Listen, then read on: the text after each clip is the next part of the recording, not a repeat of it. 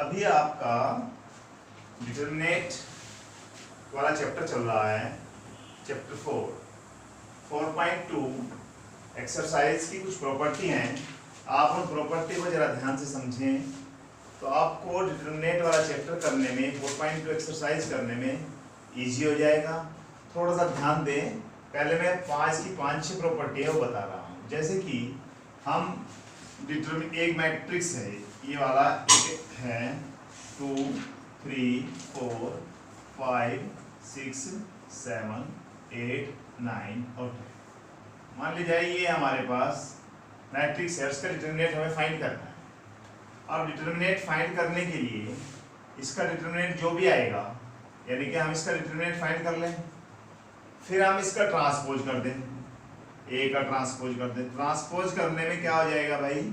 Transpose करने में ये बन जाएगा 2 5 8 और 3 6 9 4 7 10। तो इसका मीन्स ये बन गया, जो इसका ट्रांसपोज, इसका डिटरमिनेट आएगा, इस मैट्रिक्स का जो डिटरमिनेट आएगा वही ट्रांसपोज का डिटरमिनेट आएगा। तो यानी कि हम कह सकते हैं determinate of A is equal to determinate of A transpose. तो पहली प्रॉपर्टी है, यदि ए का डिटरमिनेट, यानी कि ए का डिटरमिनेट किसके इक्वल होगा? ए के ट्रांसपोज के डिटरमिनेट के इक्वल होगा। फर्स्ट प्रॉपर्टी तो ये होगी। सेकंड प्रॉपर्टी निकाल के देख लें, इसका अगर हम डिटरमिनेट निकालें और मैंने ट्रांसपोज कर दिया, इसका डिटरमिनेट निकालें, दोनों इक्वल आएंगे। ये हमारी प्रॉपर्टी हो गई पहले। सेकंड नंबर पर सेकंड प्रॉपर्टी देखो, मैंने यहाँ पे लिख दिया है, किसी मैट्रिक्स की कोई रो और कॉलम के सभी एलिमेंट 0। मान ले जाए एक मैट्रिक्स है और इस मैट्रिक्स के रो में 0 0 0, यहाँ पर 2 3 6 8 9 2 ये है। तो इसका मीन्स क्या हो गया? देखिए, एक रो, मैट्रिक्स की एक रो, कोई सी भी रो अगर 0 हो जाए, सभी एलिमेंट 0 हो जाएं, तो इसका डिटरमिनेट, अगर हम इसका डिटरमिनेट निकालें, ये मैट्रिक्स का डिटरमिनेट, तो भाई निकालने की आवश्यकता है नहीं, 0 होता है। यदि इसका कॉलम ले लें, कॉलम के एक कॉलम के सभी एलिमेंट 2 3 8 9 2 4, तो इसका अगर ये मैट्रिक्स है एक, और इस मैट्रिक्स का हम डिटरमिनेट निकालें, तो इसका डिटरमिनेट भी क्या आएगा? 0। यानी कि इसका मीन्स ये हो गया, यदि किसी मैट्रिक्स का कोई रो या कोई कॉलम के सभी एलिमेंट 0 हों, तो वह मैट्रिक्स का डिटरमिनेट अगर हम निकालें तो क्या आता है भाई? 0 आता है। तो दो प्रॉपर्टी हमारे पास हो गई। अब तीसरी प्रॉपर्टी लेते हैं। इन प्रॉपर्टी को लिख लेना जरूर, क्योंकि ये बार बार बीच में काम आएंगी। इन्हीं से एक्सरसाइज होगी। 4.2 वेरी वेरी इंपॉर्टेंट एक्सरसाइज, जिसमें से एग्जाम में 100% क्वेश्चन आता है। अभी हमारा थर्ड प्रॉपर्टी लें, यदि किसी मैट्रिक्स की कोई 2 रो या 2 कॉलम के सभी एलिमेंट सेम हो, जैसे कि देखिए एक मैट्रिक्स है 2 3 4, यहाँ पर 6 8 9 और यहाँ पर मैं लिख दूँ 2 3 4, या मैं ऐसे लिख दूँ 5 6 9 5 6 9 8 3 2। अब देखिए इसकी दो कॉलम C1, यानी कि यहाँ पर क्या है भाई? C1 इज इक्वल टू किसके? C3 के। यहाँ पर R1 इक्वल टू किसके? R2 के। इसका मीन्स अगर किसी मैट्रिक्स के कोई भी 2 कॉलम इक्वल हो जाएं, उसके सभी एलिमेंट इक्वल हो जाएं, या 2 रो के सभी एलिमेंट इक्वल हो जाएं, तो उसका डिटरमिनेट भी मान ले जाए ए मैट्रिक्स है, तो इसका डिटरमिनेट क्या होगा भाई? 0। और ये मान लिया जाए बी मैट्रिक्स है, तो इसका डिटरमिनेट भी क्या होगा? 0। तो हमारे पास 3 प्रॉपर्टी होगी। यदि किसी मैट्रिक्स ए का डिटरमिनेट निकाला जाए और उसके ट्रांसपोज का डिटरमिनेट निकाला जाए, दोनों इक्वल। सेकेंड नंबर पे यदि कॉलम, किसी मैट्रिक्स के कोई रो या कॉलम के सभी एलिमेंट क्या हो जाए? एक रो या एक कॉलम के 0 हो जाए, तो उसका डिटरमिनेट क्या होता है? 0 ही हो जाता है। यदि किसी मैट्रिक्स के कोई 2 रो या 2 कॉलम, जैसे यहाँ C1 C3 के इक्वल हो गए, यहाँ R1 R2 के इक्वल हो गया, तो उसका डिटरमिनेट भी 0 आता है। चलिए आगे चलते हैं।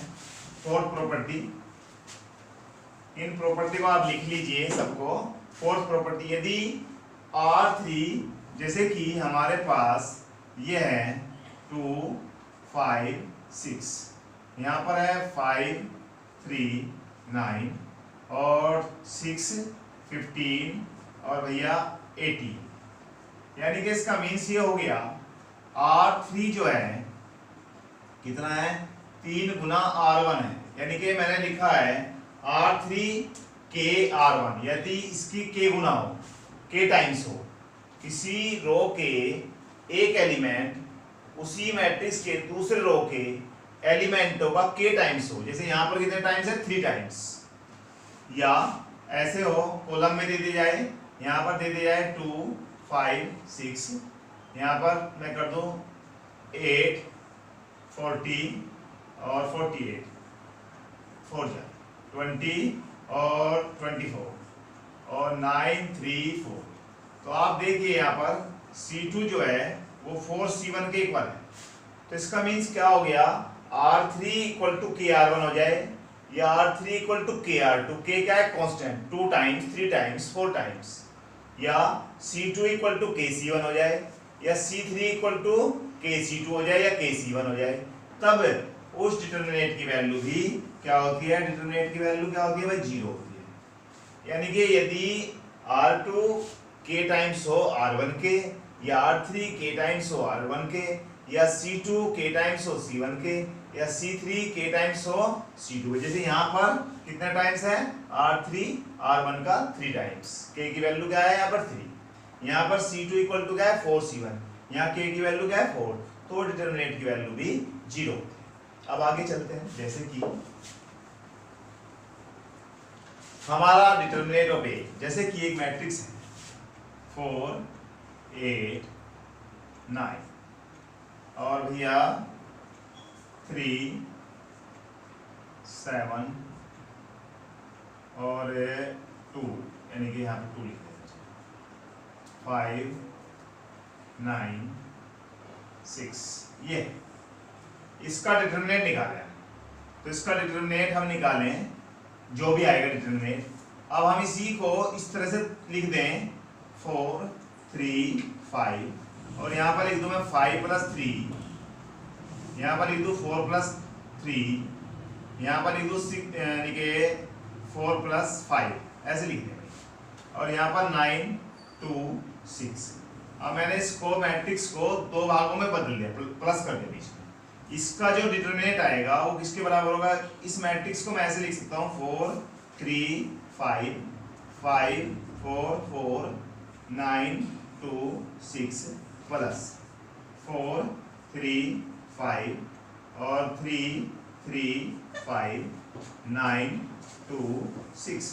अब देखिए आप इस मैट्रिक्स को मैंने ऐसे लिख दिया, तो इसका मतलब मीन्स क्या हो गया, इसका डिटरमिनेंट जो होगा, इसका डिटरमिनेंट वो इन दोनों के डिटरमिनेंट के इक्वल होगा। मान ले जाए ये A मैट्रिक्स थी, ये B आ गई और ये C आ गई। अब इसका क्या बनेगी प्रॉपर्टी, डिटरमिनेंट ऑफ A का डिटरमिनेंट ऐसे लिख दीजिए, A का डिटरमिनेंट इज इक्वल टू क्या होगा, determinant of B plus determinant of C। इसका हमने इसे 2 भागों में तोड़ दिया, तो जो इसका डिटरमिनेंट होगा वो इन दोनों के डिटरमिनेंट के सम के इक्वल होगा, या हम यहाँ पर माइनस कर दें, यही प्रॉपर्टी और यह प्रॉपर्टी इसमें भी आ जाएगी, determinant of A is equal to determinant of B minus determinant of C। अगर मैं इनमें माइनस कर देता तो इनका प्रॉपर्टी में क्या था, इसका डिटरमिनेंट माइनस इसका डिटरमिनेंट। तो अगर मान ले जाए कोई मैट्रिक्स दी हुई है, उसको हम 2 भागों में तोड़कर लिख दें, तो उन दोनों के डिटरमिनेंट का सम या डिफरेंस पहले वाली मैट्रिक्स के डिटरमिनेंट के इक्वल होता है। ये हमारी प्रॉपर्टी थी। इन्हीं प्रॉपर्टी के आधार पर हम क्वेश्चन शुरू करते हैं। अब क्वेश्चन नंबर फर्स्ट आप बुक के से देखिए, पहला क्वेश्चन देखिए, इसको नोट कर लीजिए, आप बार बार इसको एक प्रॉपर्टी को पढ़कर देखिए और इसी के आधार पर अब हम इसके क्वेश्चन करेंगे। सबसे फर्स्ट ऑफ ऑल आप ध्यान रखें, जब भी आप मैट्रिक्स से डिटरमिनेट करेंगे तो डिटरमिनेट करते समय हमारे जो क्वेश्चन है इसमें हम प्रूव करने के लिए हम देखेंगे कि इसमें से किस तरह से हम कुछ जीरो बना सकते हैं। इसमें जीरो बनाने का ही मेन काम है। जीरो बनी, फटाफट क्वेश्चन होते चले जाएंगे, सीधा डिटरमिनेट नहीं करना है। इसने लिखा है using property of determinate, determinate की प्रॉपर्टी का यूज करते हुए, मैंने प्रॉपर्टी बताई है हमें क्या फाइंड कर, विदाउट एक्सपेंडिंग, सीधा एक्सपेंड नहीं करना, जैसे हमने पहला क्वेश्चन कराया था पहली एक्सरसाइज में, सीधा हमने एक कॉलम लिया या कोई सा भी रो ली और सीधा डिटरमिनेट कर दिया। अब यहाँ पर सीधे डिटरमिनेट नहीं करना है, हमें प्रॉपर्टी का यूज करते हुए क्या करना है, डिटरमिनेट फाइंड करना है। जैसे कि आपका पहला क्वेश्चन है, first question, X Y Z, और भैया ए है, बी है, सी है, और यहाँ पर है x प्लस ए, और यहाँ पर y प्लस बी, और यहाँ पर है z प्लस सी। अब आप देखिए ये हमें इसके इक्वल क्या करना है, जीरो, हमें क्या लाना है भाई, जीरो लाना है, प्रूव करना है, हमें इसके इक्वल जीरो प्रूव करना है।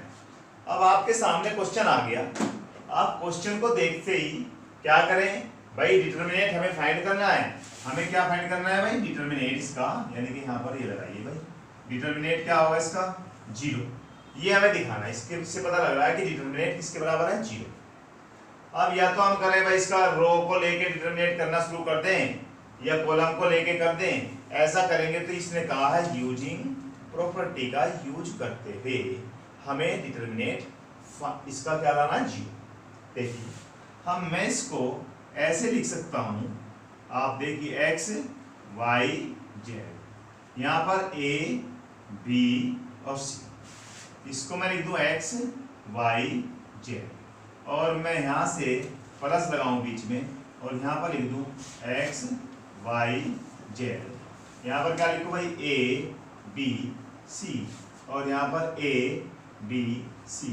अब आप देखिए मैंने इसको इस तरह से डिस्ट्रीब्यूट कर दिया, दोनों में दो मैट्रिक्स, दो डिटर को बना दी इसकी मैंने। अब इसको हम देखें आगे, यहाँ पर देखिए C1 इक्वल टू किसके है, C2, यहाँ पर देखिए C2 इज इक्वल टू किसके है भाई, C3 के। मैंने बताया किसी मैट्रिक्स के दो कॉलम के सभी एलिमेंट इक्वल हो जाए तब उस डिटरमिनेट की वैल्यू क्या होती है, उस मैट्रिक्स का डिटरमिनेट क्या होता है, जीरो होता है। तो इसके C1 इक्वल टू C3 है और C2 इक्वल टू C3 है, तो ये भैया क्या हो जाएगा, जीरो, ये क्या हो जाएगा, जीरो। तो इसका मतलब इसकी वैल्यू भी क्या आएगी, आंसर क्या आ जाएगा भाई, जीरो। हमें यही प्रूव करना था, ये लिख देंगे C1 इक्वल टू C3 है, C2 इक्वल टू C3 है, तो इस डिटरमिनेट की वैल्यू क्या आ गई, जीरो, और इस डिटरमिनेट की वैल्यू क्या आ गई, जीरो, दोनों को प्लस करा, जीरो। तो इसका मतलब हमें प्रूव करना था कि इसका डिटरमिनेट जीरो, प्रूव करिए। हो गया, यही क्वेश्चन था बस पहले वाला। अभी हम सेकंड क्वेश्चन लेते हैं। सेकंड क्वेश्चन देखो, वेरी सिंपल है, इसी तरह की प्रॉपर्टी का यूज करते हुए जाना है और ये इंपॉर्टेंट एक्सरसाइज है। आपका सेकंड क्वेश्चन पे आ जाते हैं। अब सेकंड क्वेश्चन में देखिए, सेकंड क्वेश्चन इसका है भाई a माइनस बी, यहाँ पर है b माइनस सी और c माइनस ए, b माइनस सी, c माइनस ए माइनस बी। पहले क्वेश्चन लिख लेते हैं, c माइनस ए और भैया a माइनस बी और b माइनस सी। आप देखिए इसके इक्वल टू भी हमें क्या प्रूव करना है, जीरो। इसके इक्वल टू क्या करना है भाई, जीरो प्रूव करना है। अब जीरो प्रूव करें तो जीरो हमें ऐसे तो करना नहीं, सीधा जीरो कर दें, लेफ्ट हैंड साइड लें, यूजिंग करें, किसका यूज करें, प्रॉपर्टी का यूज करें, फिर आगे काम करें।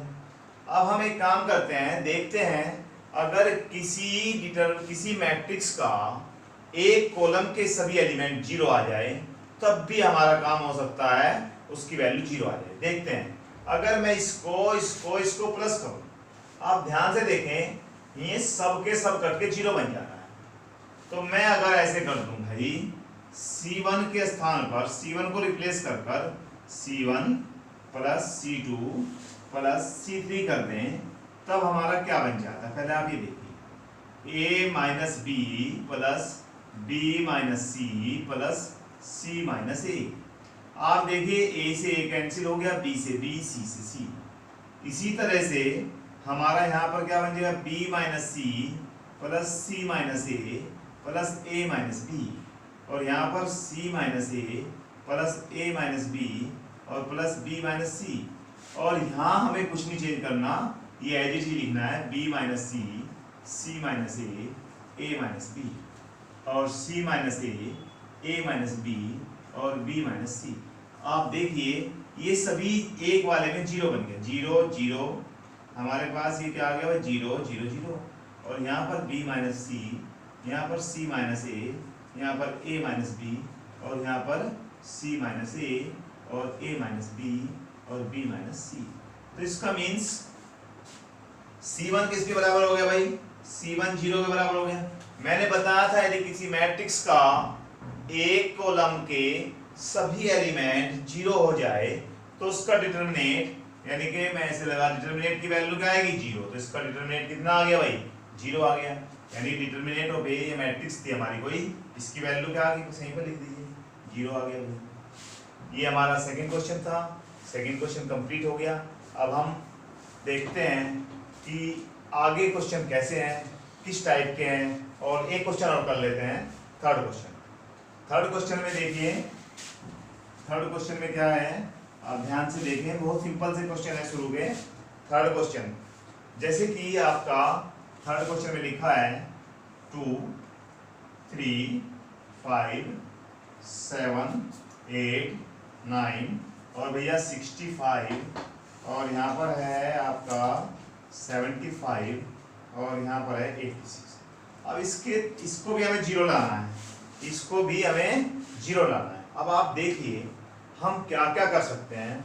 या तो हम एक काम करें, इसको इसके इक्वल बनाना चाहें या इसको जीरो बनाना चाहें।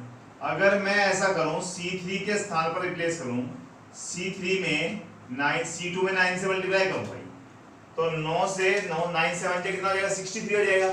चलो जी, फिर यहाँ है 65 प्लस क्या कर दो C1, तो यही आ जाएगा यहाँ पर सेम। ऐसे इसमें करते हैं 8 9 जा 72, 72 में 3 प्लस करें तो हमारा बन जाता है 2 3 5 7, यहाँ पर कितना 7 ही रहेगा, यहाँ 7, यानी कि यहाँ पे हमने करा है भाई, एक मिनट, C3 को रिप्लेस करके हम क्या कर रहे हैं, C3 माइनस, तो यहाँ पर तो हमारा 7 9 और 8 और 9 ही रहेगा। यहाँ पर देखिए 65 माइनस 65, यहाँ पर क्या आ जाएगा 75 माइनस 75, और यहाँ पर क्या आ जाएगा 86 माइनस 86। तो हमारा क्या बन गया, जीरो बन गया। तो 2 3 5 7 8 9 और यहाँ पर जीरो आ गया, जीरो आ गया, जीरो आ गया। तो जब किसी मैट्रिक्स के एक कॉलम या एक रो के सभी एलिमेंट जीरो, तो उसकी वैल्यू क्या आ जाएगी, जीरो। अब आप कहो सर ये तो हमें नहीं ध्यान आ रहा, और कुछ कर दें। हम अगर इसको इसके स्थान पर ये भी कर सकते हैं, C2 को रिप्लेस कर दें। क्या रिप्लेस कर दें भाई, 9 इंटू C2 प्लस C1 कर दें। देखो यहाँ पर क्या बन जाता है 2 3 5, यहाँ पर क्या बन जाता है 65, यहाँ पर 75 86 65 75 86। अब यह वाली प्रॉपर्टी आ गई कि दो column C3 C2 is equal to किसके है भाई, C3 के है। जब किसी मैट्रिक्स के दो कॉलम इक्वल हो उसका डिटरमिनेंट क्या आएगा, जीरो। अब हमारे 3 क्वेश्चन पूरे हो गए। नेक्स्ट क्वेश्चन नेक्स्ट लेक्चर में करेंगे। Thank you.